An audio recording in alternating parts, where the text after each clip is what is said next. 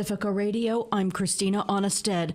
Libya's eastern city of Derna has buried 700 people killed in devastating flooding. 10,000 more are reported missing. Rescue teams have retrieved hundreds of bodies, and the final death toll is likely to be much higher. Mediterranean storm Daniel caused devastating floods in eastern Libya, where entire city neighborhoods were washed away. The country's ambulance and emergency authority says about 2,300 people had died, but did not clarify what the figure was based on. The death toll from an earthquake in Morocco has risen to 2,800 as rescuers continue to pull people from the rubble. Some communities in remote areas are still waiting for help. United Nations Human Rights Chief Volker Turk called climate change a spiraling human rights emergency for many countries and called for decisive action to tackle the global planetary crisis Monday. Climate change is pushing millions of people into famine. It is destroying hopes, opportunities, homes and lives.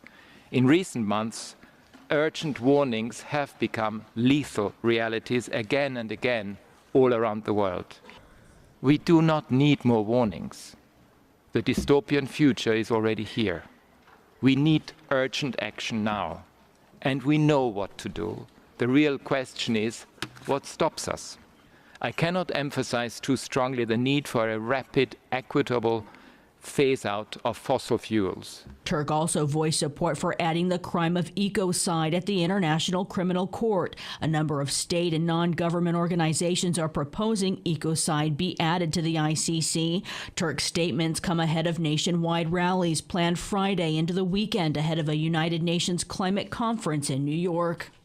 Catastrophic weather has caused record damages that cost at least $1 billion in the U.S. this year, totaling more than $57 billion and claiming at least 253 lives. There's still 4 months to go before year's end. The number does not include Tropical Storm Hillary that hit California and drought that hit the South and Midwest. NOAA, the National Oceanic Atmospheric Administration, has been tracking billion-dollar weather disasters since 1980 and adjusts costs for inflation. Experts say the increase in weather disasters is consistent to what climate scientists have long warned of. Tensions are rising between the White House and House Republicans over a government spending bill. The White House says President Joe Biden will veto an $826 billion spending bill for the Defense Department that the House Republicans are pushing. It includes provisions that bar an abortion policy and rescind funding for clean energy slated in the Inflation Reduction Act. A statement from the White House says the draft bills would have devastating consequences, including harming access to reproductive health care, threaten the health and safety of LGBTQI people, endanger marriage equality, hinder critical climate change initiatives, and prevent the administration from promoting diversity, equity, and inclusion. All GOP targets. A U.S. program to combat AIDS around the world is among those at risk of losing funding over Republican concerns it could be used for abortions. PEPFAR, the U.S. President Emergency Plan for AIDS Relief, has saved 25 million lives in 55 countries from Ukraine to Brazil to Indonesia. It includes the lives of 5.5 million infants born HIV-free. The AIDS epidemic has killed more than 40 million people since the first recorded cases in 1981. AIDS HIV activists rallied at House Speaker Kevin McCarthy's office Monday. Alex Gonzalez reports.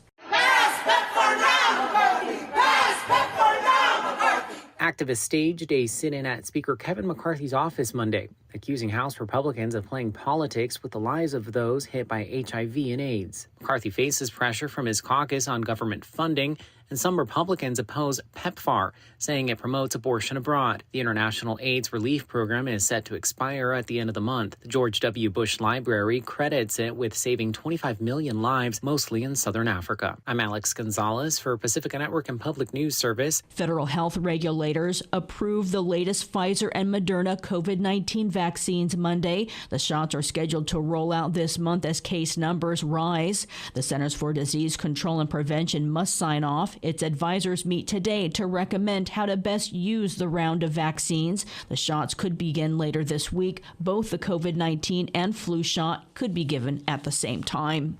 In Atlanta, officials are refusing to verify 116,000 signatures submitted for a vote to stop the construction of a police and firefighter training center that activists have called Cop City. They delivered the signatures Monday. Atlanta officials said organizers had missed an August 21st deadline. The deadline had been previously extended until September by a federal judge, but an appellate court on September 1st paused the enforcement of that order, throwing the effort into legal limbo. I'm Christina Onnested reporting for Pacifica Radio.